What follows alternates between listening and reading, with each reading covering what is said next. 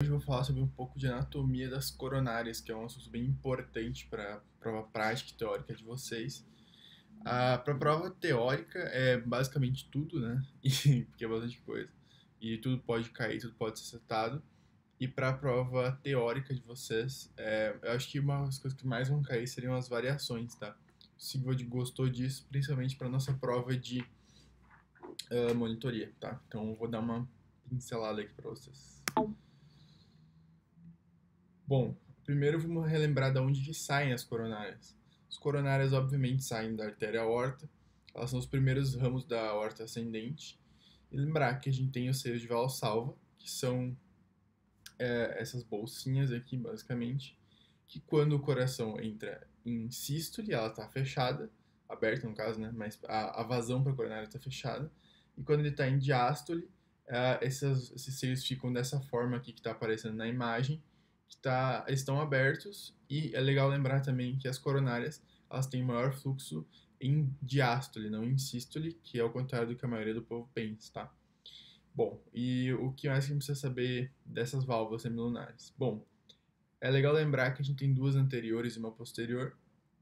As duas anteriores vão ter os ósseos das coronárias, provavelmente essa aqui é a esquerda e essa aqui é a direita.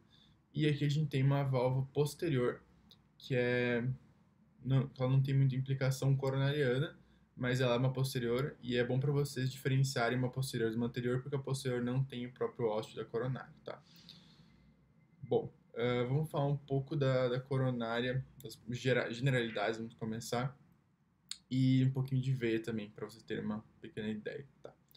Bom, gente, o que a gente precisa saber de clássico?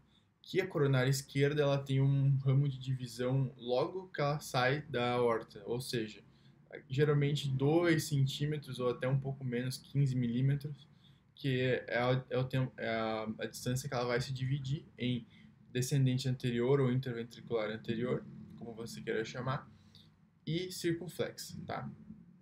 Essa vai ser a divisão da coronária esquerda, e a coronária direita ela não tem uma divisão logo após a sua saída. Ela fica um ramo único, que ela vai percorrer aqui o sul coronário, tá? Bom, aí a gente viu a parte anterior do coração, essa aqui é a parte posterior. A artéria circunflexa ela vai vir para cá, como está aqui o meu mouse, juntamente perto do seio coronário, aqui do lado que eu vou explicar depois, tá? E ela geralmente vai fazer vascularização até aqui, até os ramos posteriores do ventrículo esquerdo.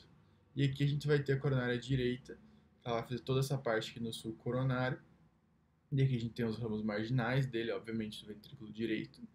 E aqui a gente tem a dominância dela, que eu vou falar um pouquinho melhor depois, que é a interventricular posterior, certo?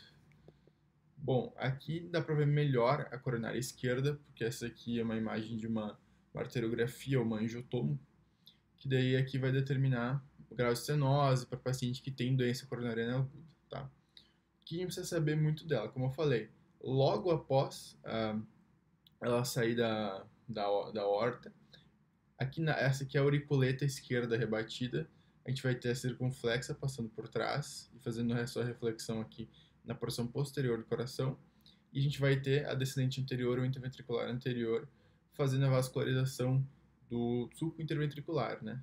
E geralmente até o ápice, que ela faz a vascularização até do ápice do coração, certo?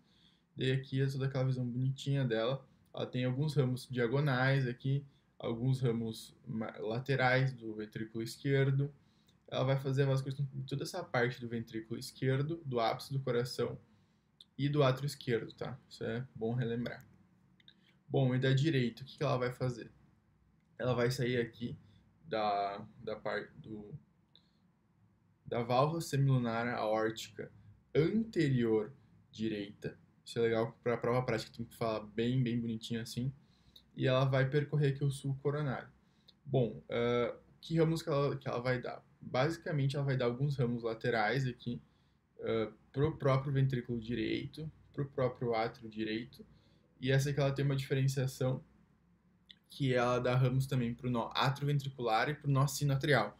Por que isso é bom lembrar? Porque geralmente isso diferencia alguns tipos de infarto, tá? Daí possivelmente isso é uma coisa que caia. E a gente vai falar um pouquinho de codominância depois, de dominância de coronárias, que é um assunto bem importante também. Mas, gente, isso aqui tem que lembrar, tá? que é a direita, que ela vai vascularizar o nó sinoatrial e o atrioventricular, tá? Isso é clássico de cair em prova.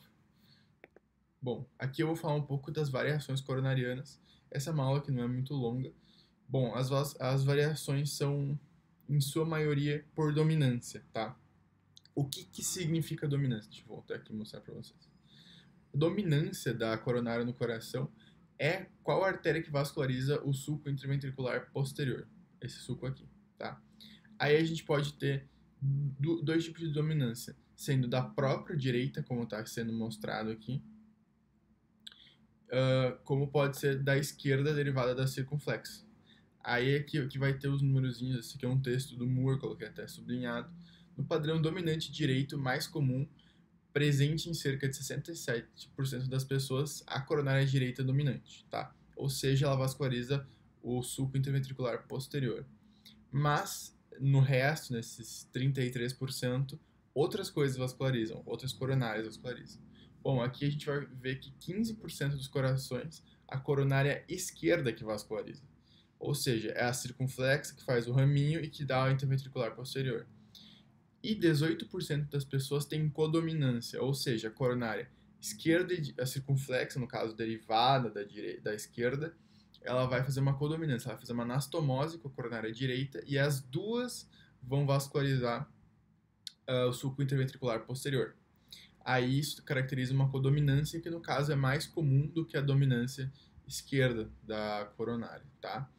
E outra coisa que é legal lembrar, você lembra que eu falei do nó sinoatrial, que ele é vascularizado, tá aqui, deixa eu chamar mais bonitinho, aqui, que ele tem um nó aqui, basicamente, que é da coronária direita. Então, isso acontece em 60% dos casos. Em outros 40% é a coronária esquerda, geralmente por um ramo da circunflexa, que vai dar o ramo pro nó atrioventricular, tá?